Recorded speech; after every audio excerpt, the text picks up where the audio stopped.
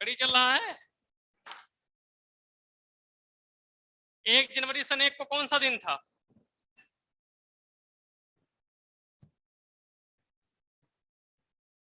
चलिए, बताना था आपको।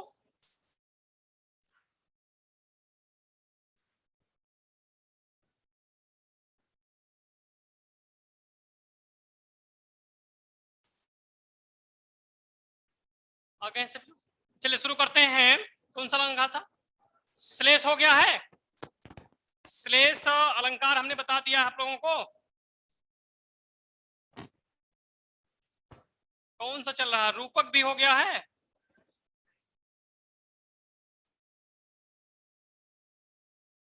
यमक श्लेष।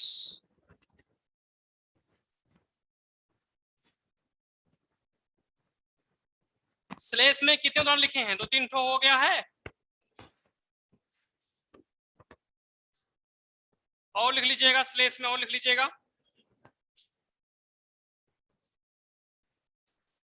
श्लेष में उदाहरण और लिख लीजिएगा।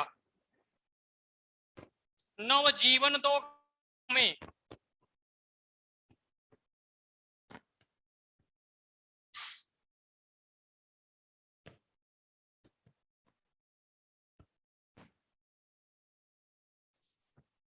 नव जीवन दो घनश्याम हमें।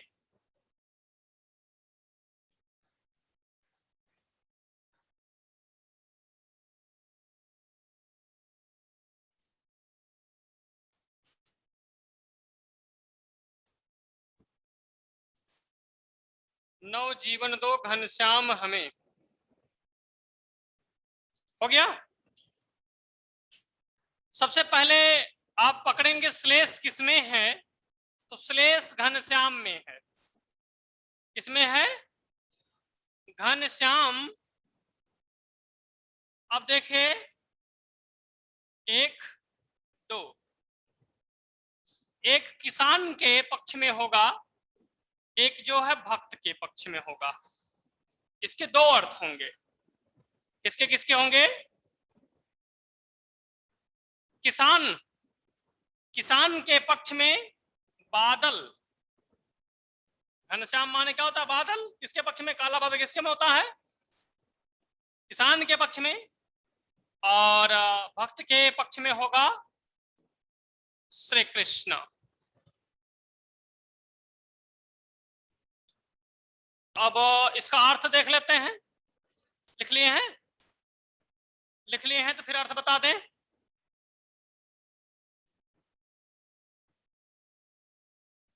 लिख लिए हैं आप लोग?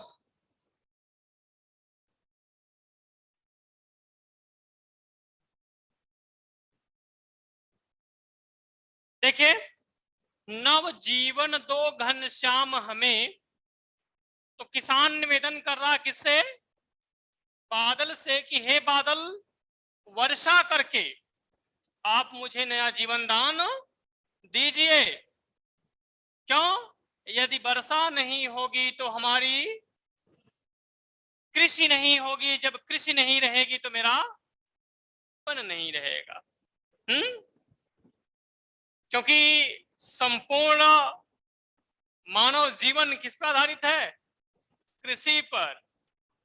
भाई जब तक खाने के लिए नहीं रहेगा तो क्या खाएगा पिएगा? तो किसान निवेदन कर रहा है। हाँ, इसमें आप देखिएगा, सब लोग कह रहे हैं कि बस किसी तरह से बारिश से धान रोप दिया जाए, है ना? तो इस समय किसकी आवश्यकता है? बादल की। बादल खूब बरसा, किसान खुश हो जाएगा। आगे क्या है? भक्त।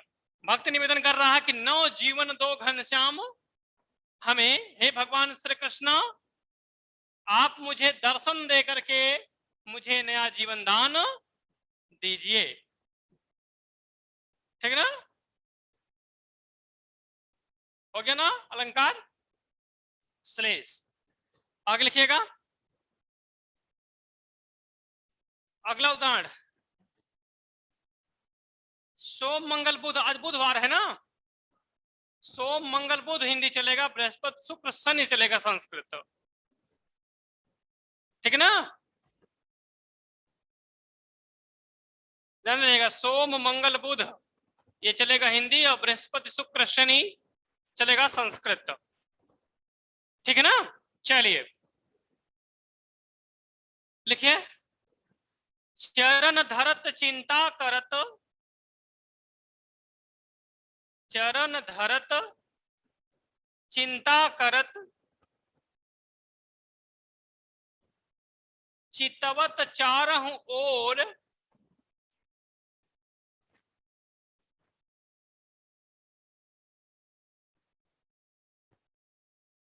हो गया। सुबरन को खोजत फिरत, सुबरन को खोजत फिरत,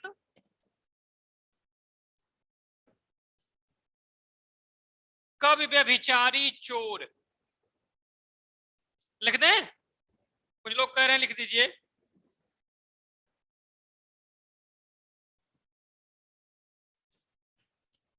चलिए लिख ही दे रहे हैं।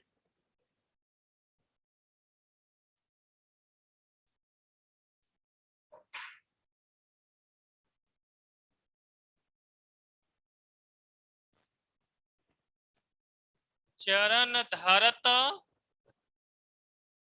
चिंता करत, चितवत चारहु ओर, चरण धरत चिंता करत, चितवत चारहु ओर, सुबरन को खोजत फिरत, कवि व्यभिचारी चोर। चोट्टा, हाँ।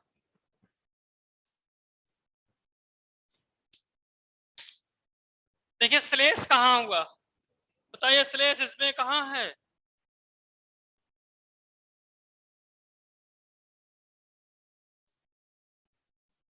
सुबरन में श्लेष है, सुबरन में श्लेष, कवि व्यभिचारी अहई चोट्टा, हाँ। तो सुबरन का अर्थ जो है सुंदर वर्ण,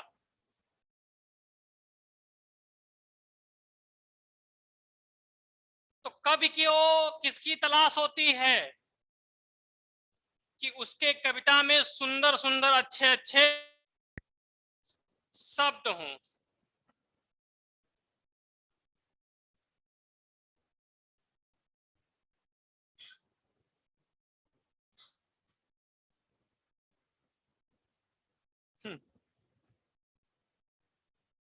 हो गया। व्यभिचारी सुंदर वर्ण, वर्ण माने रंग की स्त्री, अहि जो है सुबरन चोर, ये क्या खोजता है? हाँ, सोना जो है चोट्टा को। तो सुबरन कवि का, उसके कविता में सुंदर सुंदर वर्ण हो, अक्षर हो। व्यभिचारी दुष्ट प्रवृत्ति का व्यक्ति, सुंदर वर्ण या रंग की स्त्री, और जो ये चोर है यह, हाँ,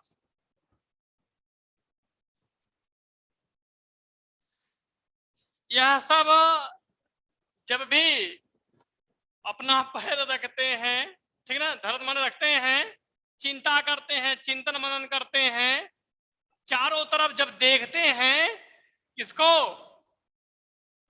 क्योंकि देखिए कभी भी चिंतनशील होता है, कभी किसके लिए चिंता करता है, दौड़ धूप करता है कि अच्छे अच्छे शब्द उसको मिल जाएं।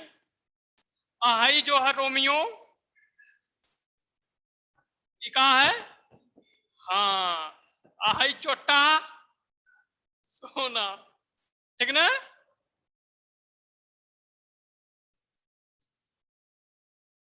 बताए तो सौंदर्य स्त्री बताए, रोमियो बताए हैं। क्या लिखा है? व्यभिचारी। रोमियो नहीं जानते, मजनू। आगे लिखिएगा।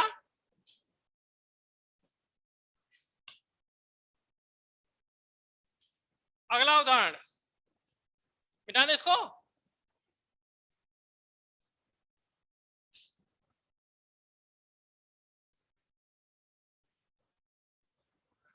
सबंग वाला लिखे। अच्छा, हमारा जो है चोट्टा सा थोड़ा अच्छा लगता है। चलिए, कुछ तो अच्छा लगा। देखिए कहां बताना था। सबंग, अभी सब अभंगा चला है ना, सबंग का।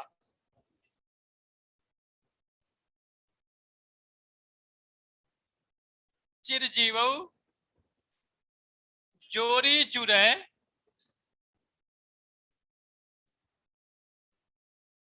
क्यों न स्नेह गंभीर,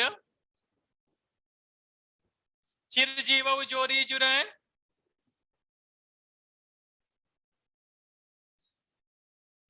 अच्छा देखिए, मम्मी अगर पढ़ेंगे तो उसका फीस अलग से लगेगा भाई। जान लीजिए, कुछ इच्छा रहा अपनी मम्मी को पढ़ा रही हो तो फीस अलग से लगेगा, क्योंकि हम तुमको पढ़ाने का जो जिम्मेदारी लिए हैं, ऐसी फीस में मम्मी को भी पढ़ा रही हो। हैं? चिरजीव जोरी जुरे क्यों न स्नेह गंभीर, कौ घट ये वृषभानुजा,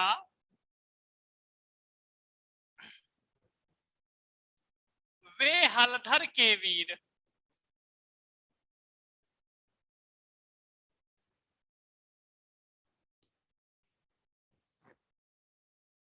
अच्छा, पापा भी पढ़े। चलिए, पूरा खानदान है पढ़े।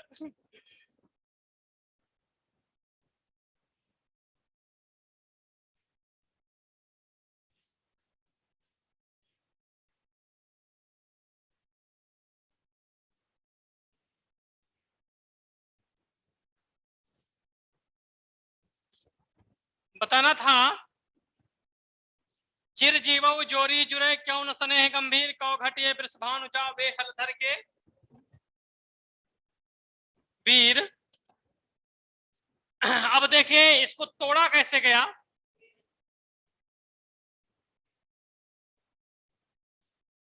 कैसे तोड़ा गया?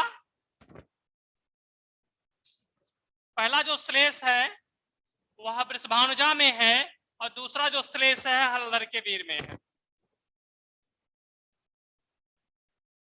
कहां कहां? पहला वृषभानुजा में और दूसरा जो है, तोड़िए, ये है वृषभ धन अनुजा, है ना। तो वृषभ माने का होता है बैल, और अनुजा, अनुजा माने, अनुज माने,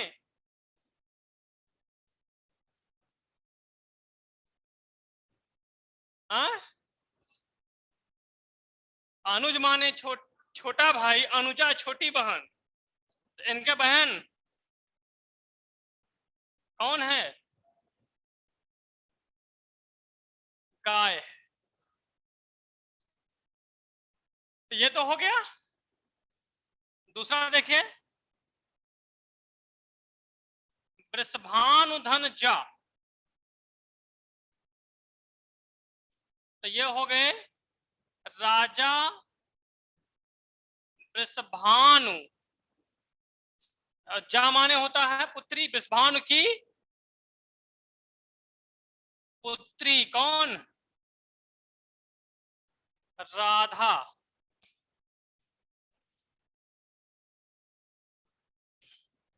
राधा पत्नी किसकी थी बताए? बुलाया जाला। राधा किसकी पत्नी? अयान घोष।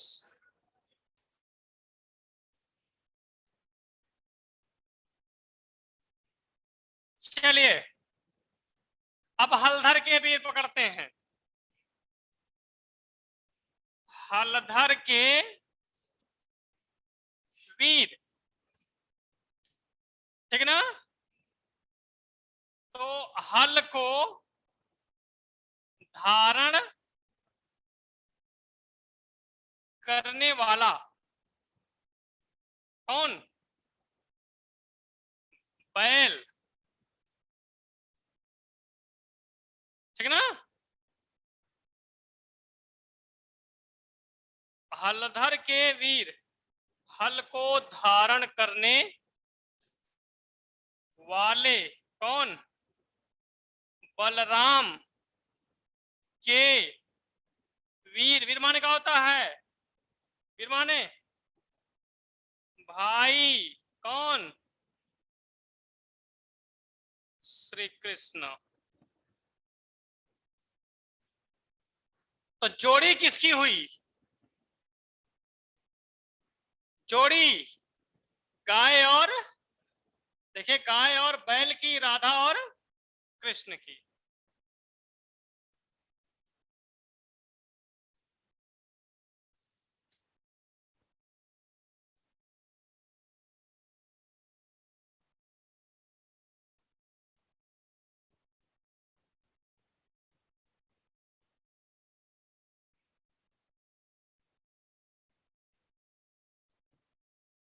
हो गया।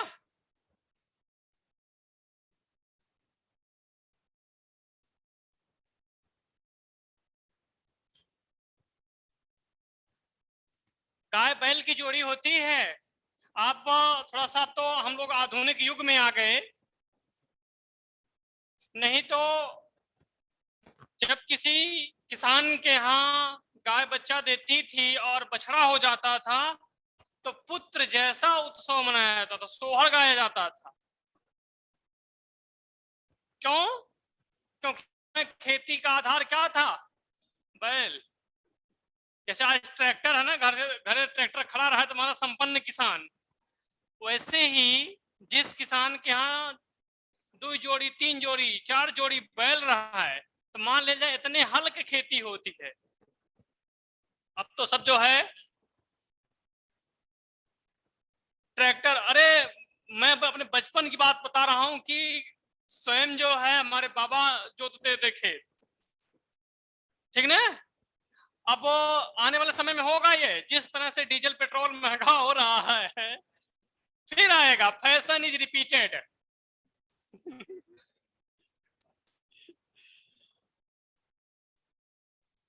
चलिए,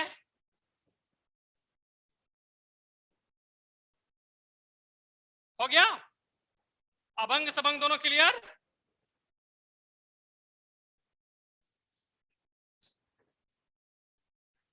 अब अगला अलंकार है वक्रोक्ति अलंकार।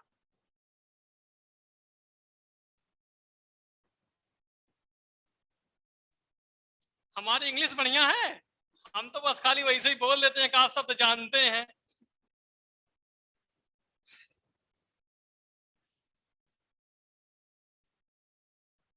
चलिए, वक्रोक्ति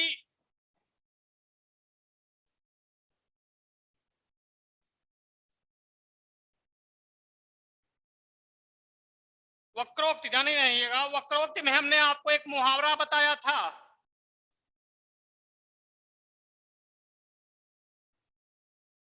कौन सा मुहावरा था वह? हाँ, अनहर गुरु बहिर चेला मांगे भीख थमावे ढेला। जब यह आप अच्छी तरह से समझ रहे हैं तो यह अलंकार समझ रहे हैं। इसमें बताया गया क्या कि बात एक आशय से कही जाए और सुनने वाला उससे भिन्न अलग अर्थ लगा दे। हाँ हाँ, पासवर्ड डिड नॉट मैच। जानते तो है सब लोग, आप लोग लिखिए।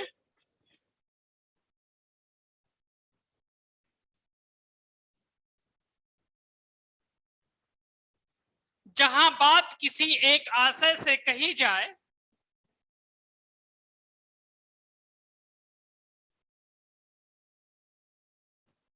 जहां बात किसी एक आशय से कही जाए और सुनने वाला और सुनने वाला उससे भिन्न और सुनने वाला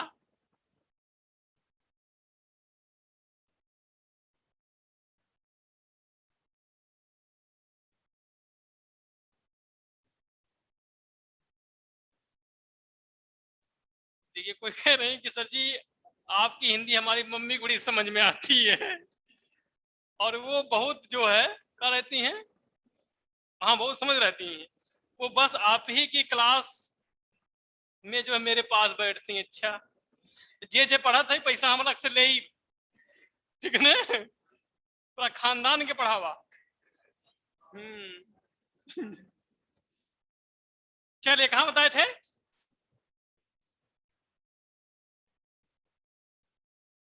जहां बात किसी एक आशय से कही जाए और सुनने वाला उससे भिन्न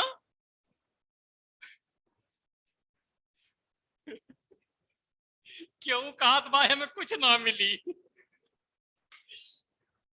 जहां बात किसी एक आशय से कही जाए और सुनने वाला उससे भिन्न दूसरा अर्थ लगा दे वहां अलंकार होता है वक्रोक्ति। हो गया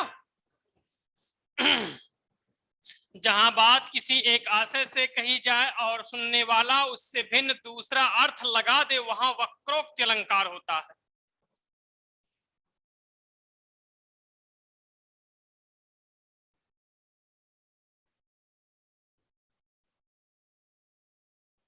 हो गया।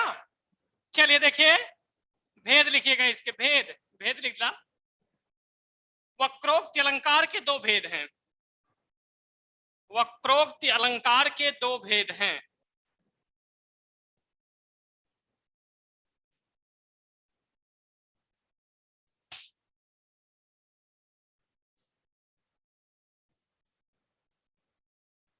श्लेष वक्रोक्ति, काक वक्रोक्ति।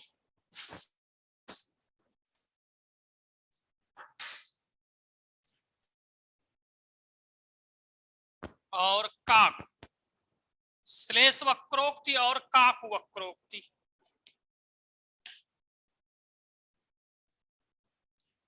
हो गया। उदाहरण लिखिए, पहले राधा जी वाला शुरू करा। को तुम हो, को तुम हो, हु आर यू।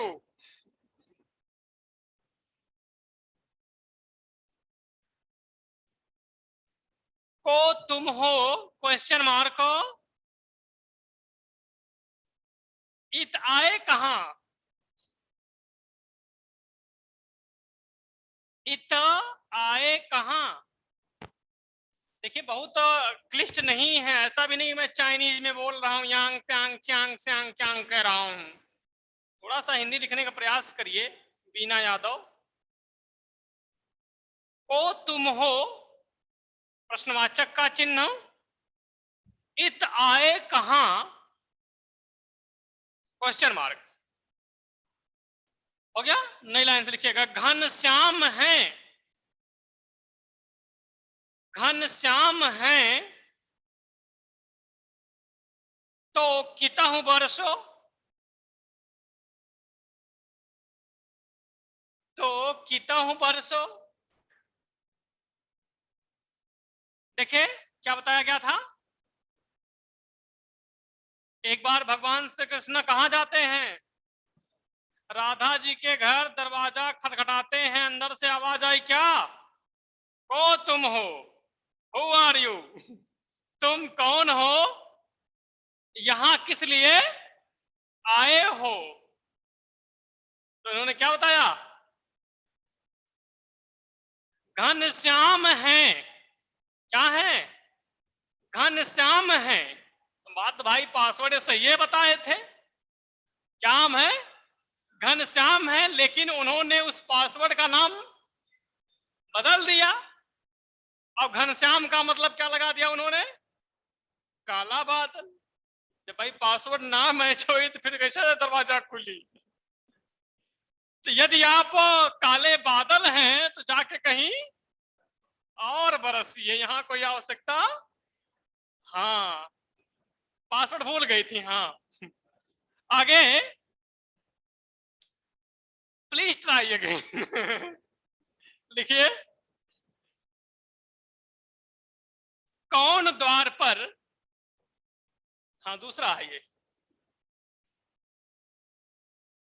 कौन द्वार पर, जब प्लीज ट्राई अगेन मतलब क्या हुई, दूसरा का पर प्रयास कर। कौन द्वार पर, फिर पहुंच गए बेचारे ये। हाँ, हाँ, पिछवाड़े से, कौन द्वार पर कौन है, मैं हरि राधे, मैं हरि राधे। तो फिर उन्होंने क्या बताया, हाँ? कौन द्वार पर, राधा जी ने कहा कि द्वार पर कौन है, इन्होंने क्या बताया, मैं हरि, हे राधा मैं क्या हूं, हरि बताया है। हरि का दूसरा अर्थ, पहला अर्थ जो होता है श्री कृष्ण भगवान विष्णु, और दूसरा अर्थ होता है बंदर।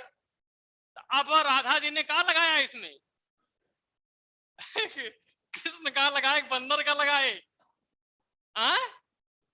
बंदर का लगा लें तो क्या कर रही हैं, क्या बानर का काम यहाँ लिखा,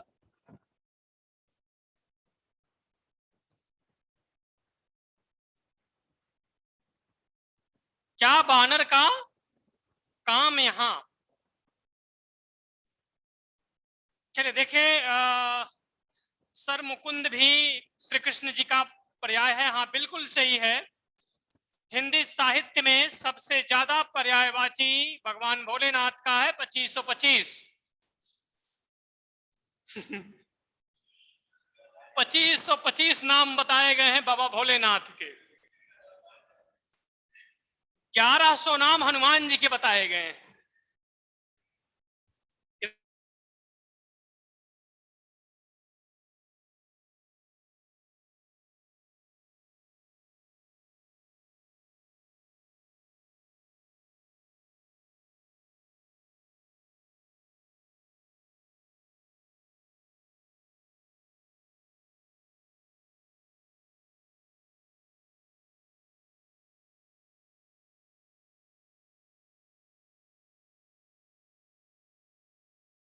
जो है तकनीकी खराबी होने के कारण कक्षाएं बाधित रहीं।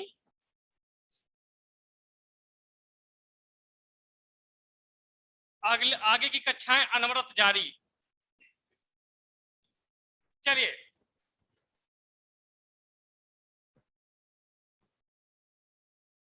सब सही है ना, अब आवाज और वीडियो दोनों क्लियर है, ठीक है। चलिए देखिए आगे,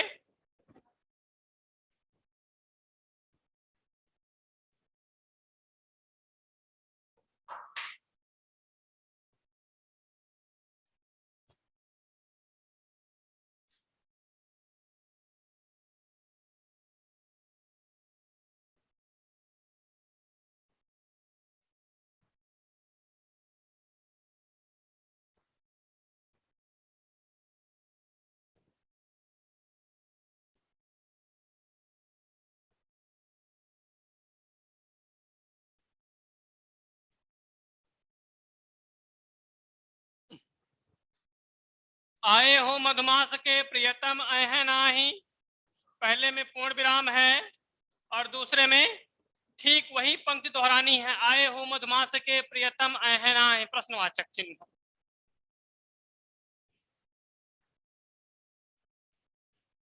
हो गया,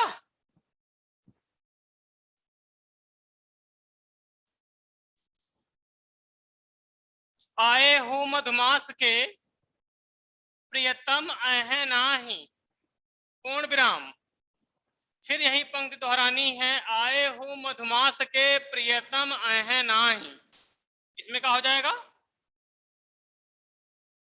प्रश्नवाचक चिन्ह। इसका अर्थ तो हम लोग जन्मे कर रहे हैं ना, बता दें, देखिए, आए हो मधुमास के प्रियतम अहे नाही, कि एक सखी दूसरी सखी से कह रही है कि हे सखी, बसंत का महीना आ गया है, ठीक है ना। और बसंत का महीना आ गया है और इस महीने में हमारे प्रियतम नहीं आएंगे। पहले में कहा है, कंफर्म है एकदम। और दूसरे में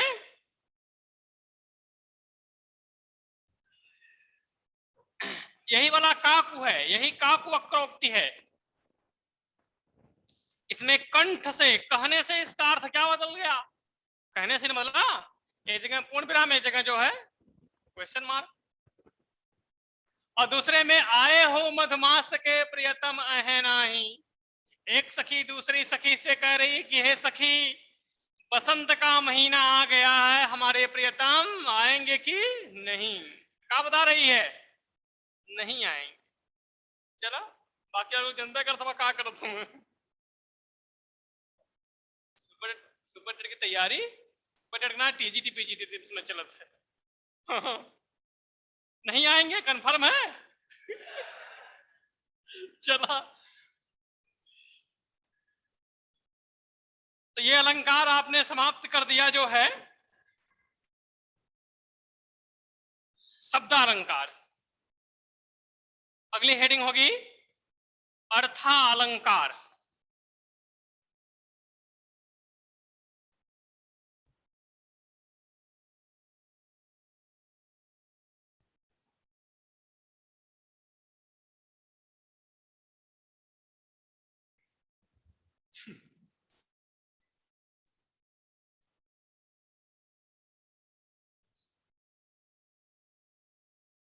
देखिए, जो तीन बाकी हैं, 4 7 बताए थे ना, वह कम महत्वपूर्ण वाले अलंकार हैं, इसलिए उसको नहीं बताया जाता है, ठीक ना। ये जो पुनरुक्ति है, विप्सा है और पुनरुक्ति वदाभास है, यह नाम मात्र के हैं। ये हायर लेवल की परीक्षा में भी नहीं पूछे जाते हैं, इसलिए इसको नहीं बताया जा रहा है। अगर आप कहेंगे तो फिर जो बता देंगे, लेकिन आवश्यकता हमारे हिसाब से तो नहीं है। टेट सुपर टेट का पेपर उठा लीजिए, 4 से 5 अलंकार ही पूछा जाता है।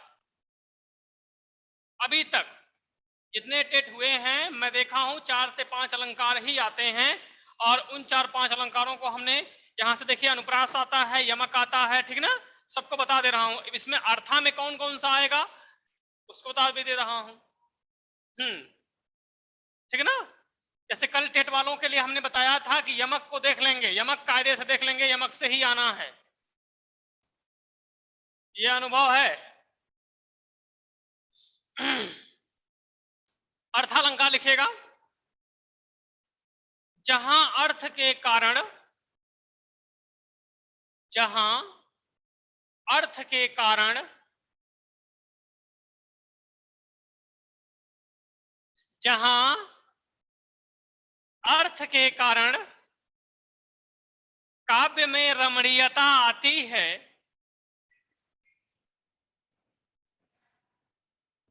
वहां अर्थालंकार होता है, वहां अर्थालंकार होता है।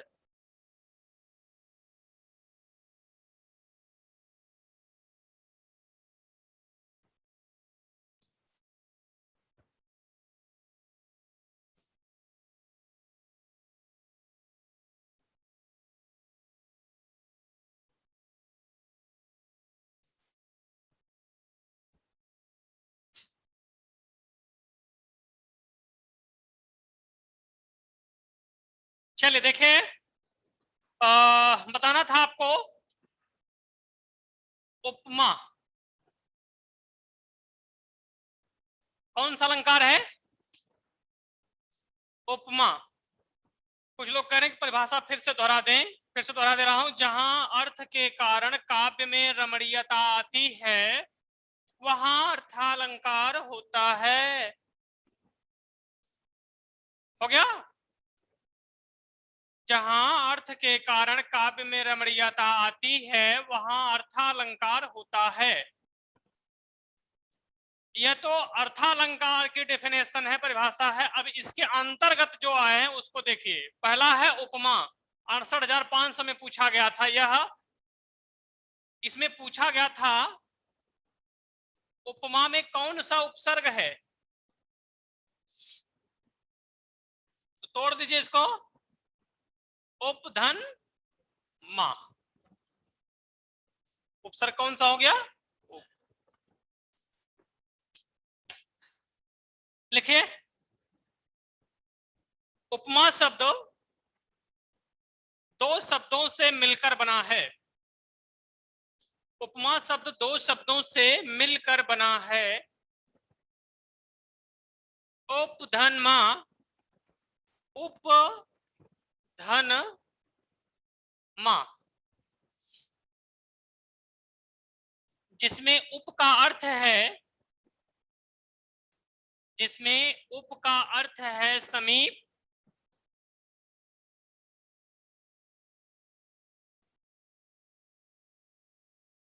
जिसमें उप का अर्थ है समीप, मां का अर्थ है मापना या तौलना। मां का अर्थ है मापना या तौलना।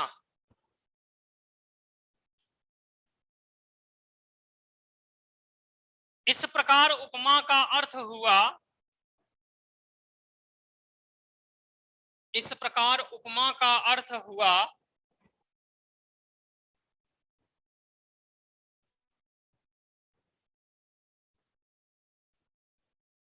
अर्थ हुआ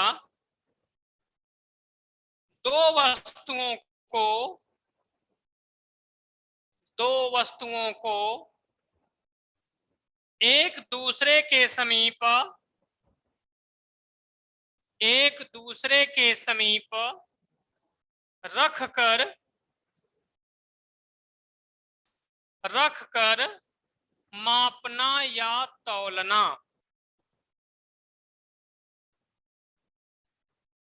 हो गया? परिभाषा लिखिए। जहां एक वस्तु या व्यक्ति की,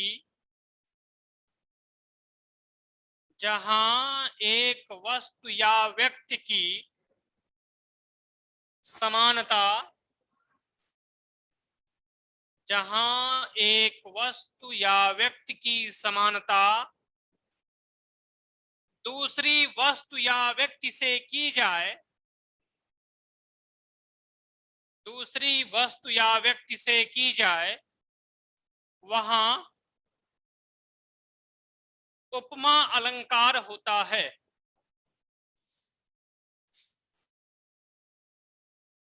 उपमा अलंकार होता है।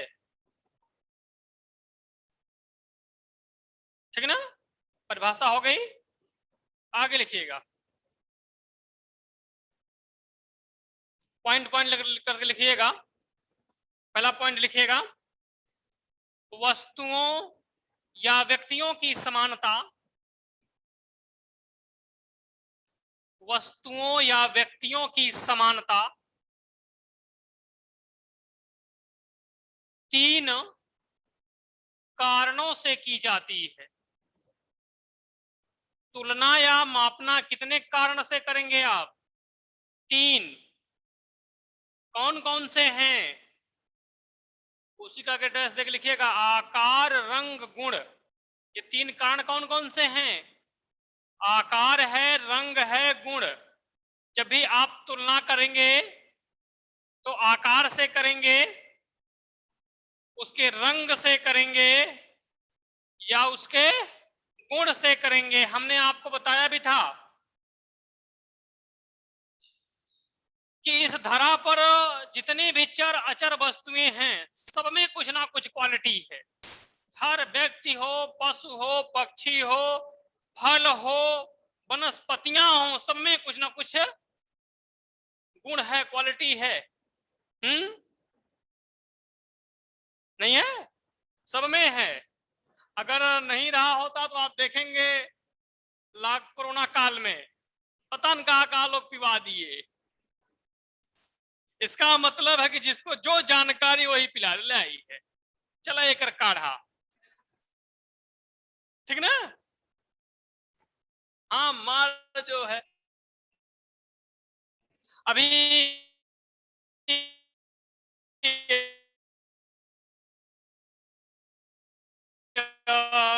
कल हमने अखबार में देखा कि अमेरिका यहीं मुंबई के डॉक्टर कह रहे हैं कि पता नहीं जो है क्या लाभदायक है क्या हानिकारक है, कुछ समझे में नहीं आ रहा है। ठीक है, तो हो गया 3 कारण ये। अगला पॉइंट लिखिएगा, उपमा के 4 अंग होते हैं।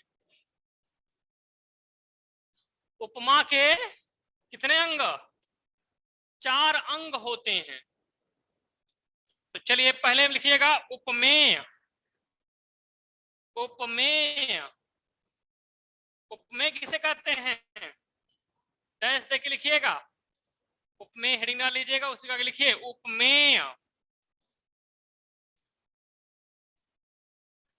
जिसकी तुलना की जाए उसे उपमेय कहते हैं। जिसकी तुलना की जाए उसे उपमेय कहते हैं।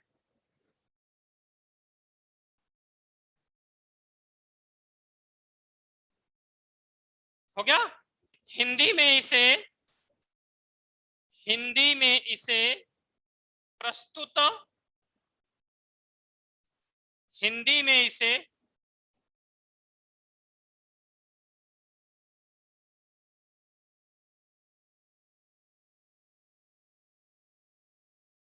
हो गया प्रस्तुत वर्णनीय वर्णनीय एवं वर्ण प्रासंगिक कहते हैं।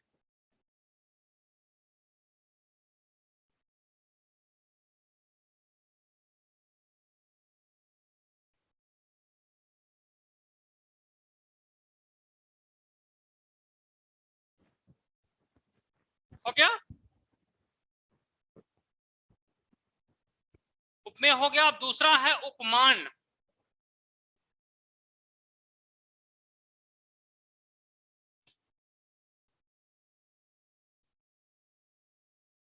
जिससे तुलना की जाती है जिससे तुलना की जाती है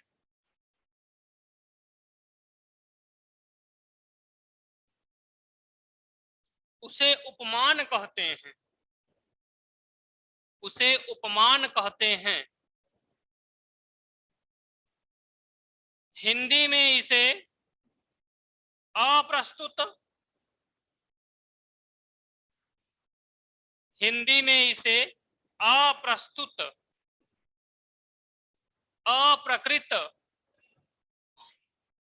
अप्रकृत एवं अप्रासंगिक कहते हैं। एवं अप्रासंगिक कहते हैं।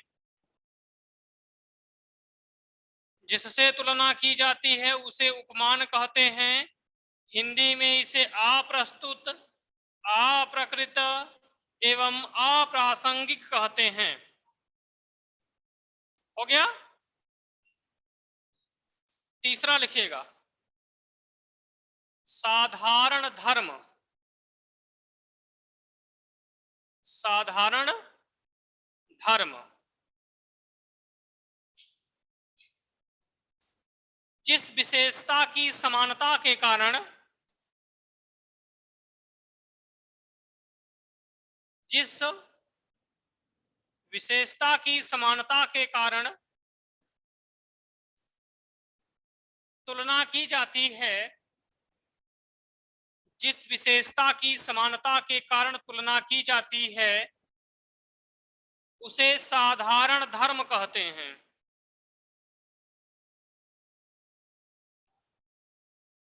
उसे साधारण धर्म कहते हैं। साधारण धर्म को समान धर्म भी कहते हैं।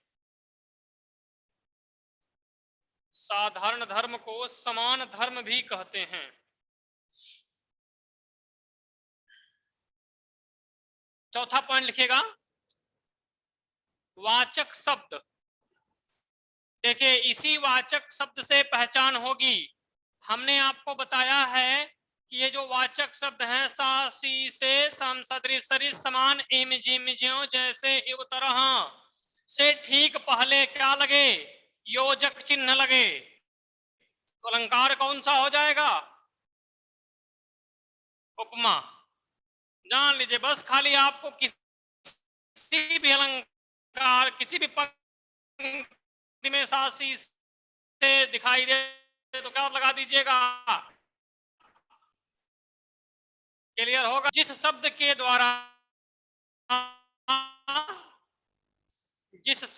द्वारा यह तुलना प्रकट होती है, जिस शब्द के द्वारा यह तुलना प्रकट होती है उसे वाचक शब्द कहते हैं, उसे वाचक शब्द कहते हैं।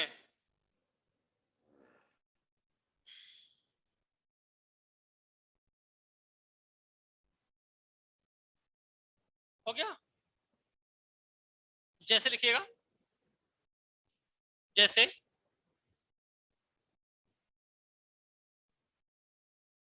सा सी से, सब छोटा सा लिखिएगा, दंत सा, सा सी से सम सदृश समान सरिस इमी, इमी ई और वहां पे छोटी मात्रा इमी, जिमी जा पे छोटी मात्रा और मां पे छोटी मात्रा, जिमी ज्वा जैसे इव तरह आदि।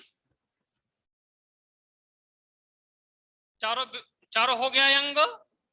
अब लिख लीजिएगा भेद, फिर से बोल दें, सा सी से सम सदृश सरिस समान इमि जिमि ज्यों जैसे इव तरह।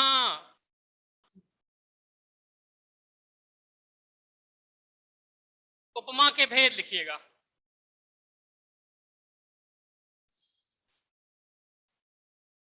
लिखिए उपमा अलंकार के दो भेद हैं, पूर्ण उपमा लुप्त उपमा। पूर्ण उपमा लुप्त उपमा।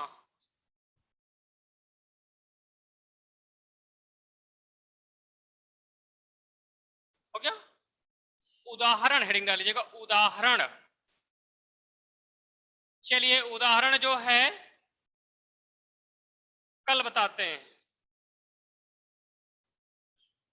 कल की न्यूज ये रही कि माननीय योगी जी जो है शिक्षा मंत्री जी को बुलाए, फटकार पड़ी है और जो जो भी तथ्य प्रस्तुत हैं वह सामने रखने के लिए कहा गया, पूरी रूप से निष्पक्षता से। और उन्होंने कहा कि भर्तियों का सही सही विवरण अभ्यर्थियों के सामने रखा जाए। जितनी भर्तियां खाली हैं, योगी जी ने कहा हमारा नाम है नहीं जानते हो आज तक।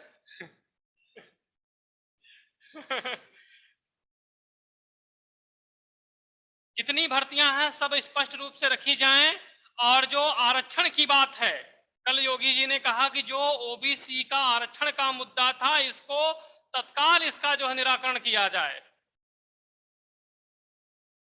ठीक है ना, एमआरसी वाला जो विवाद था उन्होंने कहा कि तत्काल इसको देखा जाए और सब जानकारी जो विद्यार्थियों को दी जाए।